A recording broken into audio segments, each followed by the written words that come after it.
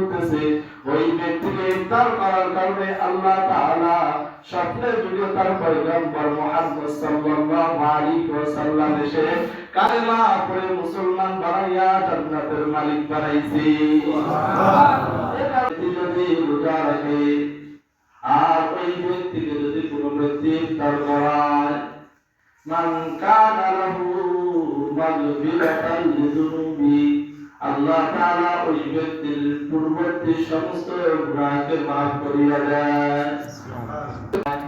আল্লাহ রাসূল সাল্লাল্লাহু আলাইহি ওয়াসাল্লাম বলেন ইউতিল্লাহু হাযা সওয়াব যে আল্লাহ তাআলা তোমাদেরকে ওই পরিমাণ সওয়াব লিপিবদ্ধ করে দিবে তোমার আমলনামায় যদিও তোমাদের এক ঢোক দুধ কোনো ইফতারিকে পান করাও, অর্থাৎ কোন রোজাদারকে যদি এক ঢোক দুধ দিয়ে তোমরা ইফতারি করাও অথবা একটা খেজুর দিয়ে যদি তোমরা ইফতার করাও, যদি তোমাদের মধ্যে দুধও নাই অর্থাৎ খেজুরও নাই তাহলে আও শারবাতিন মিম্মা এক ঢোক পানি দিয়ে তোমরা ইফতার করাও, আল্লাহ তাআলা তোমাদের ওই পরিমাণ সওয়াব দান করবে। রোজা রাখলে যে পরিমাণ সওয়াব আল্লাহ তাআলা তার আমলনামায় লিপিবদ্ধ করে দেয়। সুবহানাল্লাহ। আল্লাহ রাসূল সাল্লাল্লাহু আলাইহি ওয়াসাল্লাম বলেন যে ব্যক্তি পরিতৃপ্তভাবে কোন রোজাদারকে ইফতার করাবে আল্লাহ তাআলা হাউজে কাউসারের পানি এমন ভাবে ওই ব্যক্তিকে পান করাবে যে জান্নাতে যাওয়ার পর আর কোনদিন ওই ব্যক্তির পানির পিপাসা লাগবে না।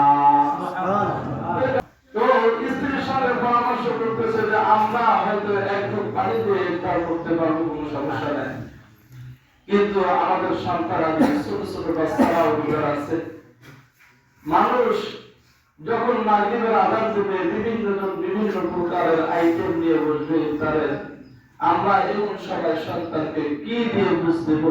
নিজেরা একবার পানি খেয়ে ইফতার করলাম, কিন্তু সন্তান তো ইফতারের অপেক্ষা করবে যে বাবা যে প্রকারের আমাদের জন্য ইফতার আছে।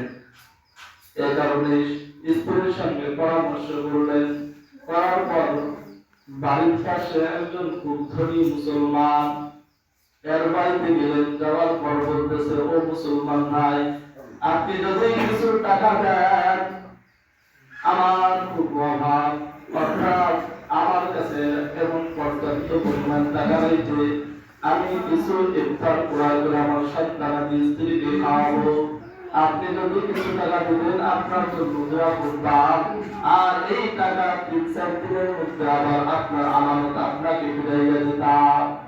এবার ওই ধনী লোক দূর দূর করে তাড়িয়ে দেয়, বলে যাও যাও এখান থেকে সরে যাও, কারণ তুমি এমন একজন দরিদ্র মানুষ, এই টাকা যদি ধার দেই আবার আপনি আমাকে কিভাবে এই টাকা ফিরাইয়া দেবেন? এই মানুষকে যখন দূর দূর করে তাড়াইয়া দিছে, ওই ধনী লোকের বাড়ি থেকে দাঁড়াইতে আর কান্না করতেছে, হায় হায় আমি এমন একজন দরিদ্র মিসকিন, আজকে তার সন্তানকে খাওয়াবো, একটা টাকাও নাই যে কোথায় ইফতারের দোকান যাই আমি ইফতার ক্রয় করে সন্তানকে খাওয়াই। খুবই অসহায় মনে করতেছে আর কান্না করতেছে। এমন সময় রাস্তা দিয়ে একজন বেঘর যাইতেছে, যাওয়ার পর ওই অসহায় মিসকিন দাদাকে বলতেছে ভাই আপনি কেন কান্না করেন? বলতেছে ভাই আপনাকে বলে কি লাভ হবে, খুব দুঃখের বিষয় আমি কান্না করতেছি। এবার বেদর্মী বলতেছে যদি আপনি বলেন আমি যদি কোনো সাহায্য করতে পারি। এবার ওই দরিদ্র মিসকিন রোজাদার বলতেছে ভাই আমার সন্তান আর স্ত্রী সকলেই বুঝা আছে, আমি তাদেরকে ইফতার করাবো, পর্যাপ্ত পরিমাণ কোনো টাকা নাই। মাগরিবের রক্ত হয়ে যাইতেছে, মাগরিবের আযান যদি যায় তো প্রত্যেকটা মানুষ ইফতার নিয়ে তারা বসে থাকবে, আর আমার সন্তানরা কি নিয়ে বসে থাকবে, তারা কি খাবে?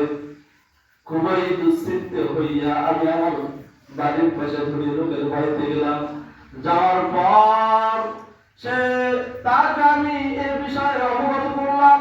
অবগত হওয়ার পর সে আমাকে দূর দূর করে তাড়াইয়া দিল।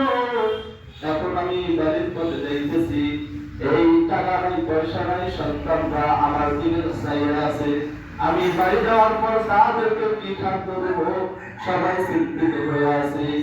এমন অবস্থায় ওই বেদর্মী বলতেছে, ভাই আমি কিছু টাকা দিতেছি, এই টাকা দিয়ে আপনি ইফতার করাইবেন আপনার সন্তানাদি স্ত্রীকে, যদি পরবর্তী টাকা হয় তাহলে আপনি আমাকে দিয়ে দেবেন, আর যদি টাকা না হয় আপনার কাছে আমার কোনো দাবি নাই, তাহলে আমি আপনাকে টাকা দিয়ে দিলাম।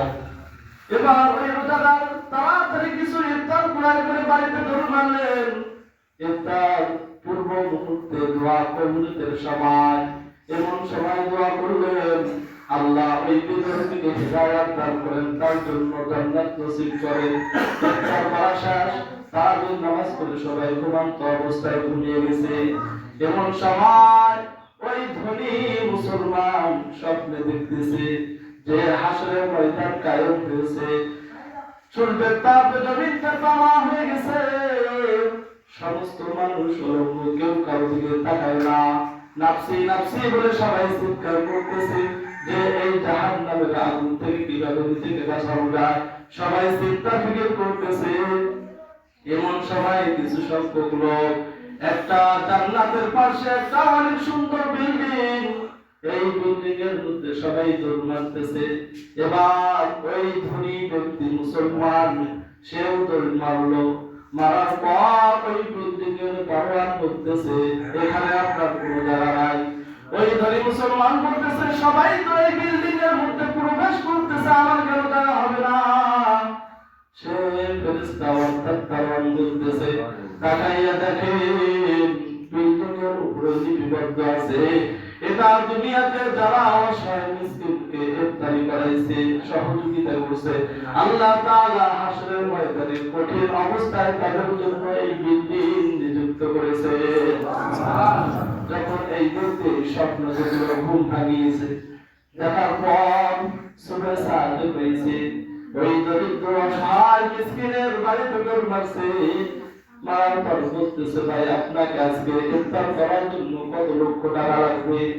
ওই অসহায় মিসকিন বলতেছে 1 টাকাও লাগবে না, আমার 1 মাস বা 3 দিন বা 4 দিন যত পরিমাণ টাকা লাগছে আমার একজন বিধর্মী ভাই দিয়ে দিছে। জোর করে দিতে চাচ্ছে, বলতেছে না না লাগবে না। তখন বলতেছে কি আপনাকে সহযোগিতা করছে তার নাম বলেন। এবার ওই গরিব মুসলমান দৌড় মারছে, বলতেছে বেধর্মী আমাকে এত টাকা দিয়েছে ইফতার করার জন্য। এবার ওই ধনী মুসলমান দৌড় মারছে, মারার পর ওই বেধর্মীর বাড়িতে গেছে, যাওয়ার পর বলতেছে তুমি আমার দরিদ্র মুসলমানকে এত টাকা দিয়েছিলা, ধরো তোমাকে টাকা দিতেছি। বলতেছে লাগবে না, আমি তাকে দান করে দিয়েছি। বলতেছে 1 গুণ নয়, 3 গুণ নয়, 4 গুণ নয়, হাজার হাজার গুণ বৃদ্ধি করতেছি, তুমি নাও। তখন বলতেছে লাগবে না, ওই জান্নাতের বিল্ডিং এর মায়ায় পৌঁছো, রবি পৌঁছো, এর জন্য আমার কাছে ধরতেছো, তোমার টাকার কোনো প্রয়োজন নাই। এবার ওই ধনী মুসলমান আশ্চর্য হয়ে গেছে, হায় হায় বিল্ডিং থেকে আমি আর এই বিধর্মী কিভাবে বলে যে আমি জান্নাতের মধ্যে বিল্ডিং ঘুমের ভয়ে দেখেছি। সে বলতেছে না না, আপনার টাকার কোনো আমার প্রয়োজন নাই, অর্থাৎ তুমি জান্নাতের মায়া পড়েছো, বিল্ডিং এর মায়া পড়েছো, এজন্য তুমি আজকে আমাকে টাকা দেওয়ার জন্য এসেছো। তা বলতেছে তুমি তো বিধর্মী, তোমার জন্য তো আল্লাহ তাআলা জান্নাত নিযুক্ত করে নাই, ফি নারি জাহান্নাম খালিদিনা ফিহা আবাদা, আল্লাহ তাআলা তোমার জন্য চিরস্থায়ীভাবে জান্নাতকে হারাম করেছে, তোমাকে দান করে বা তোমার লাভ কি হবে? তখন ওই হিন্দু বিধর্মী বলতেছে ওই ব্যক্তিকে ইফতার করার কারণে আল্লাহ তাআলা স্বপ্নে যুগে তার পয়গম্বর মুহাম্মদ সাল্লাল্লাহু আলাইহি ওয়াসাল্লাম এসে কালেমা পড়ে মুসলমান বানাইয়া জান্নাতের মালিক বানাইছে। সুবহানাল্লাহ।